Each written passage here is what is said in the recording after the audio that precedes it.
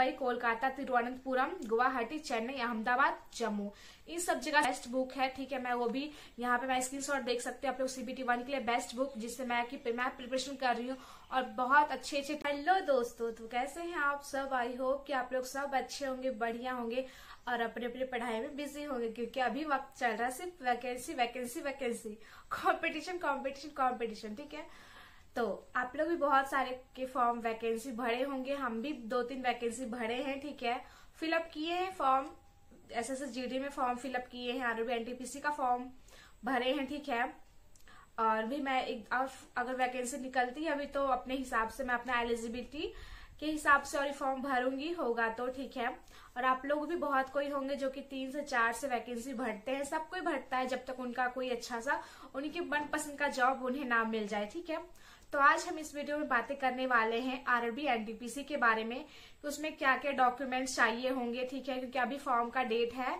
20 अक्टूबर तक है फॉर्म का डेट। ठीक है, 12th लेवल वालों का और ग्रेजुएशन लेवल वालों का भी चल रहा है।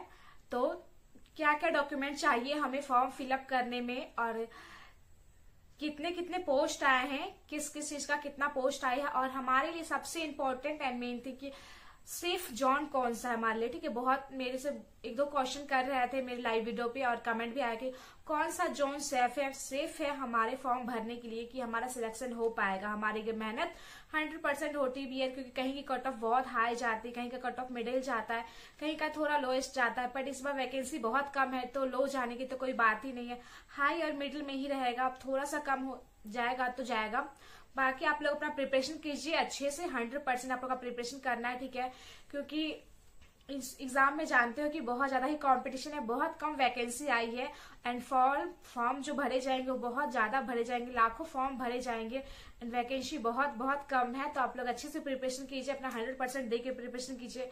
तो पहले हम लोग बात कर लेते हैं कि अभी जो फॉर्म भरा रहा RRB NTPC का, उसमें डॉक्यूमेंट क्या चाहिए। ठीक है, सबसे फर्स्ट की डॉक्यूमेंट क्या चाहिए हमें। ठीक है, तो मैं बताना चाहूंगी कि डॉक्यूमेंट क्या क्या लगेंगे। ठीक है, फर्स्ट इसमें 3445 वैकेंसी आई है 12th लेवल वालों की। ठीक है, तो मैं 12th का बताऊंगी ज्यादातर, ग्रेजुएशन का मैं दूसरे वीडियो में बताऊंगी, इसमें थोड़ा बहुत बताऊंगी मैं ग्रेजुएशन का भी। और आपको उसका वीडियो देखना है तो फिर आपको कमेंट करना पड़ेगा। तो मैं डॉक्यूमेंट का बात कर लेती हूँ। तो डॉक्यूमेंट में हमें सबसे फर्स्ट चाहिए आधार कार्ड, जो कि हमारा मेन डॉक्यूमेंट है। आधार कार्ड हमारी पहचान, और उसके बाद चाहिए फोटो और कास्ट सर्टिफिकेट। सबसे इम्पोर्टेंट है कास्ट सर्टिफिकेट आपका होना चाहिए। कास्ट सर्टिफिकेट की बात करें तो ST and SC, OBC, EWS, इन चारों के कास्ट सर्टिफिकेट लगेंगे। ठीक है, और एक आप लोग गलती मत करना कि स्टेट का सर्टिफिकेट मत देना, यहाँ पे सेंट्रल का ही सर्टिफिकेट देना आपको। कास्ट सर्टिफिकेट जो कि है वो सेंट्रल का मांगा जा रहा है, तो आपको सेंट्रल की जॉब है तो सेंट्रल का ही सर्टिफिकेट आपको यहाँ देना है। गलती से भी स्टेट का मत देना, नहीं तो फॉर्म रिजेक्ट हो जाएगा, क्योंकि इन्हीं सब चक्कर की वजह से ना फॉर्म रिजेक्ट होते हैं। भरते हैं 20 लाख, पता चलता है 18 लाख के ही फॉर्म एक्सेप्ट किए गए हैं, इन्हीं सब छोटी छोटी गलती की वजह से। तो जो मांगा जाए आप लोगों से वही देना। ठीक है, सेंट्रल के ही सर्टिफिकेट लगेगा, SC, ST, OBC and EWS। ठीक है, इन चारों के सर्टिफिकेट लगेंगे सेंट्रल लेवल के। और सर्टिफिकेट जब आप लोग सबमिट करोगे तो सर्टिफिकेट को अच्छे से चेक कर लेना, क्योंकि उसमें दिया हुआ है कि 3 साल का ही डेट होता है एक सर्टिफिकेट। कास्ट सर्टिफिकेट का 3 साल का डेट होता है। ठीक है, वो 3 साल खत्म ना हुए हो, देख लेना डेट सही है ना। अगर आपके सर्टिफिकेट पुराने हो गए हो, 3 साल से पुराना हो गया हो या फिर हो जाएंगे कुछ दिनों में, तो आप नया अप्लाई कर देना, आपके सर्टिफिकेट आपका आ जाएगा 7 से 8 दिन में। ठीक है, तो आप गलती मत करना गलत सर्टिफिकेट लगा के एंड ऑल सर्टिफिकेट लगा के। तो आप ध्यान देना कि 3 साल से पुराना ना हो वो सर्टिफिकेट एंड कुछ दिनों में पुराना ना हो जाए, इस बात का अच्छे से ध्यान रखना। ठीक है, और चौथी बात है कि आपकी एज की बात करें तो इसमें 18 से 33 ईयर्स होना चाहिए, ना 18 से कम होना चाहिए ना 33 से ज्यादा होना चाहिए। ठीक है, और 10th और 12th का मार्कशीट की बात करें तो 10th की मार्कशीट आप लोगों की लगेगी एंड आप लोग 12th लेवल की फॉर्म फिलअप कर रहे हो तो 12th लेवल की सर्टिफिकेट तो लगेगी ही, और उससे 1 साल कम 1 क्लास नीचे यानी कि 10th और 12th के सर्टिफिकेट लगेंगे। और आपके सिग्नेचर जो तो आपके लगेंगे ही, जो कि हमेशा लगता है सिग्नेचर, और आपके मोबाइल नंबर लगेगा। ठीक है, आप मोबाइल नंबर वही मोबाइल नंबर देना जो आपका पर्सनल हो। ठीक है, कि उस पर आपके ईमेल्स वगैरह आएंगे, जो भी आपको होगा कॉन्टेक्ट वगैरह ईमेल्स वगैरह आपको उसमें मिलेंगे। तो हम लोग डॉक्यूमेंट का बात कर ली, क्या क्या डॉक्यूमेंट लगेगा। ठीक है, मैंने सारा बता दिया। और उसके बाद बात करते हैं पोस्ट की, कितने पोस्ट की कौन सी वैकेंसी निकली है, ठीक है। तो फर्स्ट है commercial ticket colour. Commercial ticket colour की वैकेंसी आई है 2022 वैकेंसी है कॉमर्शियल टिकट कलर का। और दूसरा है ट्रेन कलर का है 1423 वैकेंसी है ट्रेन कलर का, ठीक है। तो ये दोनों का वैकेंसी निकला है।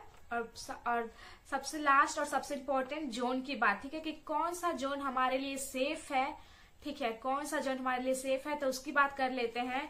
तो आपको जोन में बात करें तो मालदा, प्रयागराज एंड पटना, ठीक है, ये तीनों जोन में तो मैं कहूंगी आप लोग फॉर्म मत ही डालना।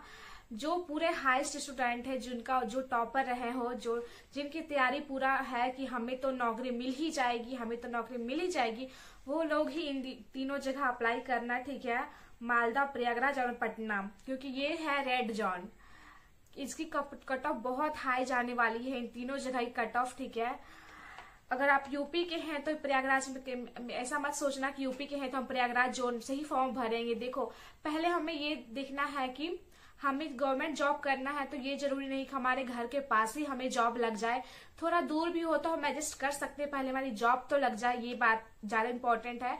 तो आप लोग ये मत सोचना कि हम यहाँ के हैं तो हम यहीं के फॉर्म फिलअप करेंगे, वहां की कट ऑफ बहुत हाई जाने वाली है। मालदा, प्रयागराज और पटना की ये तीनों रेड जोन है, तो आप लोग अपनी मर्जी देख लेना, बट मैं यही कहना चाहूंगी कि तीनों जगह से अप्लाई मत ही करना, ठीक है, क्योंकि ये रेड जोन है। और मैं किन किन जोन से आप लोग अप्लाई कर सकते हो और सेफ जोन है की बात करें तो मैं मुंबई, कोलकाता, तिरुवनंतपुरम, ठीक है, ये तीनों सेफ जोन है। और भी सेफ जोन है मैं बताऊंगी।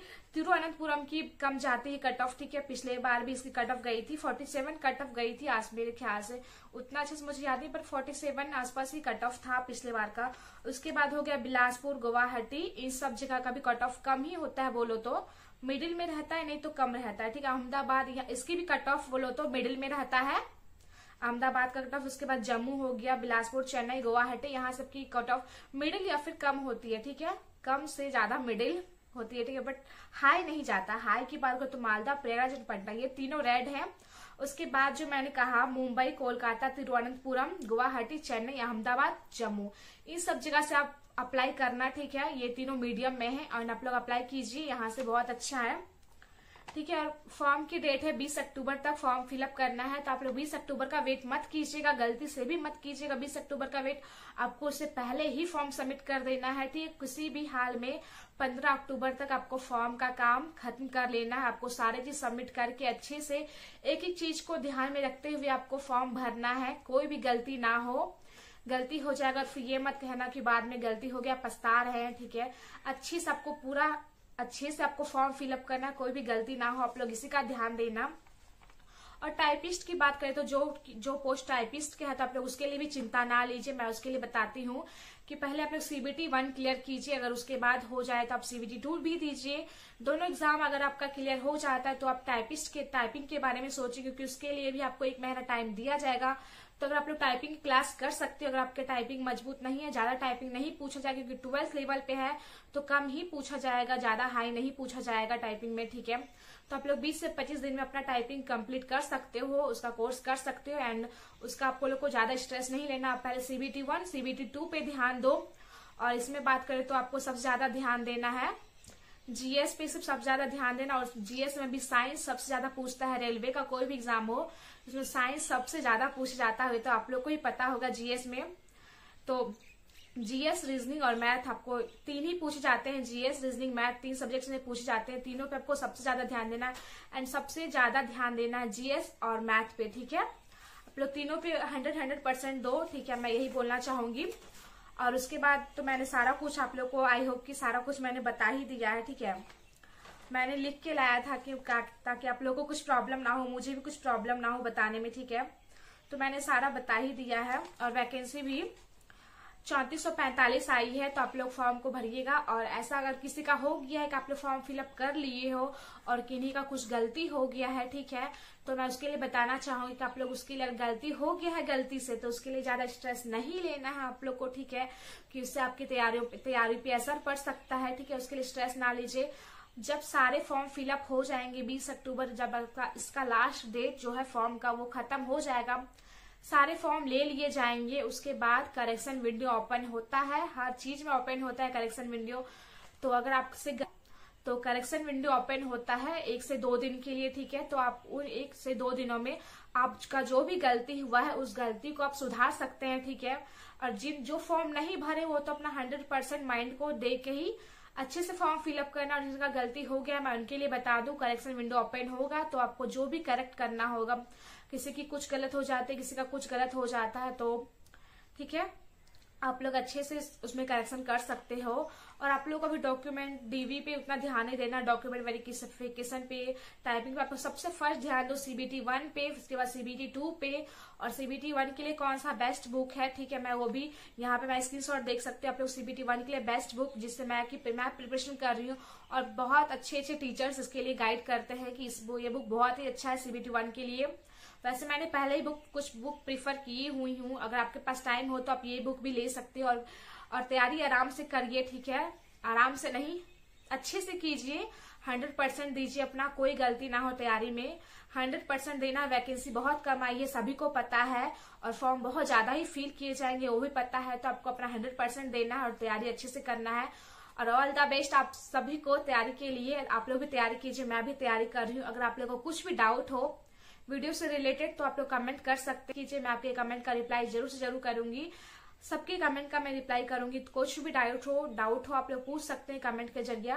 तो आप लोग को वीडियो पसंद आया हो तो वीडियो को लाइक कीजिएगा, चैनल पे अगर नए हैं तो चैनल को सब्सक्राइब कीजिएगा, बेल आइकन को प्रेस कीजिएगा ऐसे ही नोटिफिकेशन के लिए। तो मिलते हैं नेक्स्ट वीडियो में। Thanks for watching.